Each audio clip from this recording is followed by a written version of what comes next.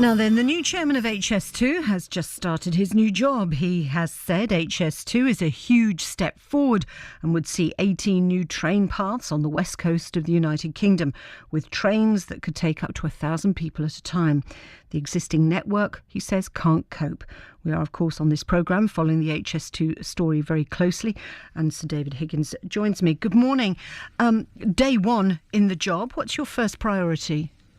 Good morning. My first priority is to ensure that within the team of High Speed 2 we're properly resourced, and also I'm really focusing on this review that I'm carrying out over the next 2 months, coming back reporting to both sides of government and opposition in mid-March.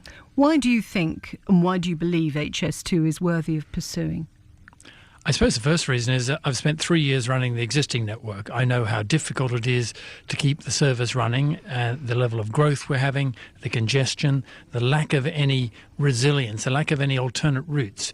And I just forecast forward and think, in 20 or 30 years' time, what will it really be like? The cost, the huge cost of maintaining what is essentially a Victorian railway network, and what it will do in terms of restricting economic growth in the Midlands and the North.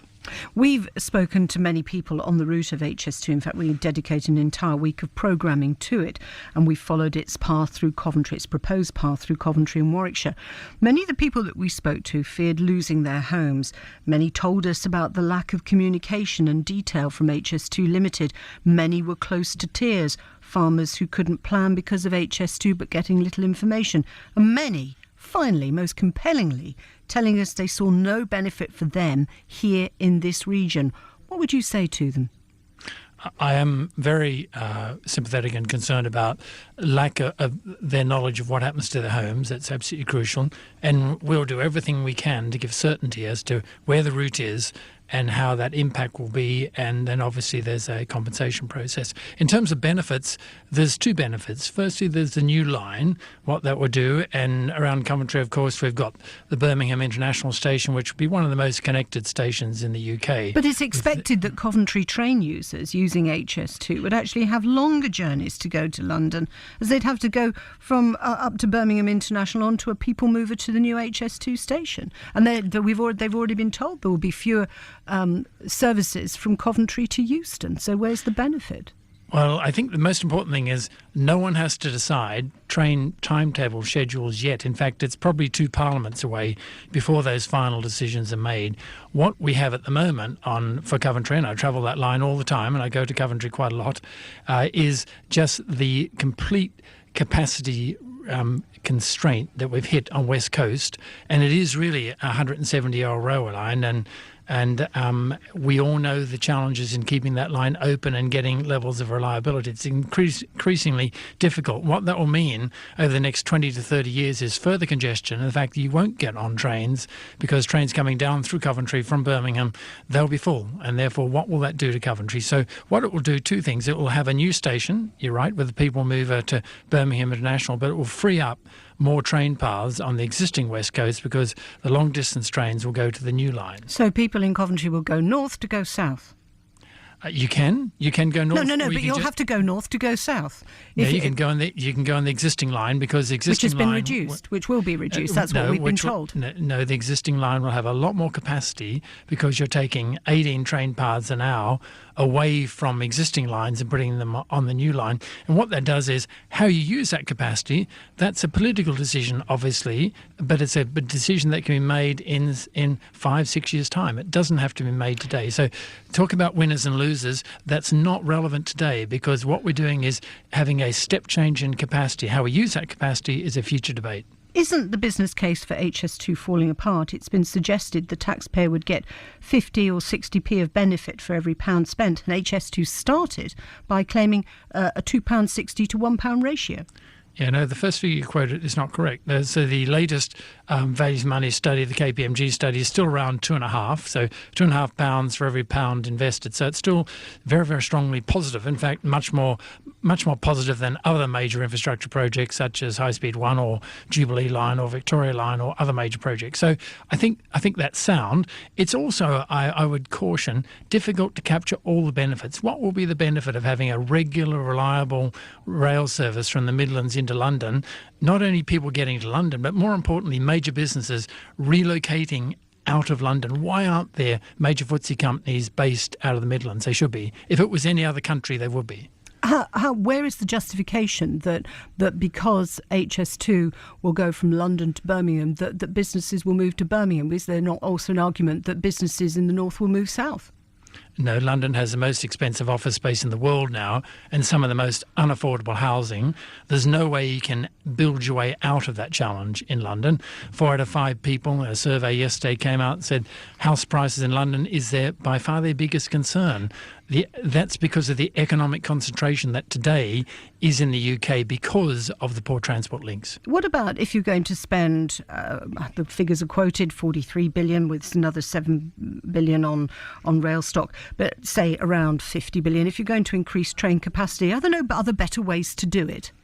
Well, what we know is you can't keep fiddling with the existing rail network. We've done that already. We've spent 8 billion already on the existing West Coast, which has been fine. It's bought time, but nothing more than that. It's still a very old railway line. It breaks down.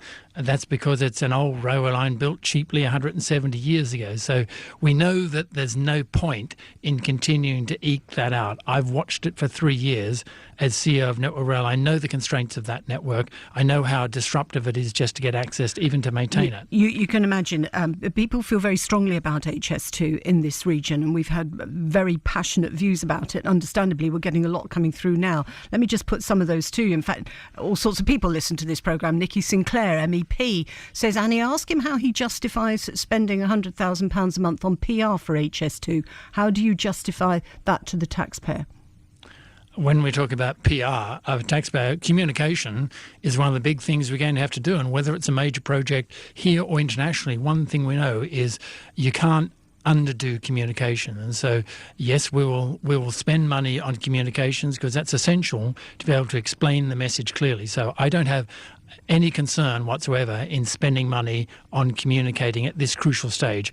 Where the mistakes happen is where you don't communicate in the early stage. Well, that's what a lot of people have been telling us about HS2 Limited to date. And so many people have approached us when we went through the region, following the route through. Time and time and time again, they told us that they just weren't getting information from HS2. These were people who might be losing their homes or have the train going through the bottom of their garden. Yeah, and I understand that, and we'll put a huge effort into more communication with the public and with politicians to make sure there's consensus on this major project. And also what we'll do is we'll explain the consequences of doing nothing, because if we do nothing, the economic impact on the Midlands, I think, will be substantial in the next decades to come. We're already suffering in the south of London because of failure to invest in long-term infrastructure. Let's not do it again in the north.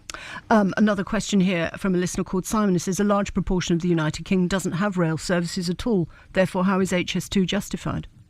A huge number of people 4 million every day rely on rail, and we know when we have a national stoppage of the rail system, the transport system grinds to a halt. All those containers which currently travel all the time on the rail network, imagine those on the motorways. If we didn't build High Speed 2, the equivalent is 2 new motorways. I'm just looking at, there's so many coming through here. I'll just pick one more. Somebody was talking as well about the amount of money that you earned at Network Rail, and 600,000, and that it was also in debt. How can you justify your role now? Network Rail was in debt. Well, Network Rail is an infrastructure company, and like every major private infrastructure company in the world, they're most efficiently funded by debt. So whether it's Heathrow or Thames Water, these infrastructure projects are suited to debt because of the consistent long-term earning stream. It's the most cost-efficient way of doing that. Election looming. Ed Balls said there's no blank cheque for HS2. He says he senses a U-turn is inevitable. Mandelson says HS2 could prove an expensive mistake. And Alistair Darling has grave doubts. Come election, if there's change of government, what then? Firstly, I think the concerns of Ed Balls are the concerns of anyone in government or in opposition. No one's going to have a blank cheque to do High Speed 2, but we do have the capability in this country now to do major projects competently, whether it be Terminal 5 or the High Speed connection to Paris. Imagine if we hadn't built that, what a disaster that would have been, or the Olympics, or now Crossrail. So I think the main thing we need to be is transparent and build bipartisan support. So how are you going to keep your costs down? Because the opposition is saying, there is no blank cheque. 50 billion is already edging far too close. So what happens if there is a different government in 18 months' time? What then for HS2? Clear, transparent communication on a bipartisan nature to both sides of government. And finally, apparently we don't have the skills to build it anyway, according to News Today. We're going to have a dedicated college to train the people in the skills required to build it. Where are all the trainers going to come from and the money to fund it? A lot of it will come from the Midlands, in fact, because in fact Birmingham with the high-speed network will really be the centre of the national network. So a huge number of jobs and skills. Yeah, but who's going to fund it? How much is that going to cost in addition to already the building cost of HS2? The college that will be funded via within government, and that's the way that previous colleges. So is that in addition to the funding already? I mean, is that going to be taken from other education? Correct. In the same way from other education budgets? No, in the same way that the advanced training program for the motor industry has been set up. That's a model. It's a model we should replicate. Yes, we do have a skills gap, but what a shame where we have to bring in a lot of overseas facilities to build this facility. Also, what about the opportunity to export? So 20 years, continuity of employment, we can build world-class facility here so our engineers and designers can work around the world in high speed. So one final point as we're running out of time here. You are absolutely convinced 100% that HS2 will go ahead and will come in under budget. I'm convinced that it's absolutely the right thing to do nationally for this country. The consequences of not doing it will be really substantial, particularly for the Midlands in terms of job growth and opportunity. Can it be done within budget? It can be done responsibly and transparently, provided we plan properly. And so I'm confident this project can be planned properly. And it will come in under budget, under 50 billion. It'll come in within the budget, the 50 billion, which is the 2011 budget for rolling stock and the project. I haven't gone through all the plans, but I don't see why it can't be delivered for that. We shall wait and see. David Higgins, thank you. Lots of comments. Joe says if HS2 was really about rebalancing growth, then it should build the Manchester, Leeds, Birmingham section first. He spent 3 years running the existing network by increasing debt and reducing profit. Another one here. As I say, so many coming through. Bob says, Annie, it's destroying a large portion of our countryside. Transition of Paris to Barcelona, €59. What's Manchester, Paris going to cost? More coming in here. A large portion of the UK doesn't have rail services at all. How on earth can HS2 be justified? One from Keith Condiker who says HS2 is already draining money from rail improvements locally. We've got to wait until 2017-19 for a second train on the Nuneaton to Coventry line. Till then, we just have a single carriage diesel train running just once an hour. HS2 will drain more money and jobs to London from the Midlands.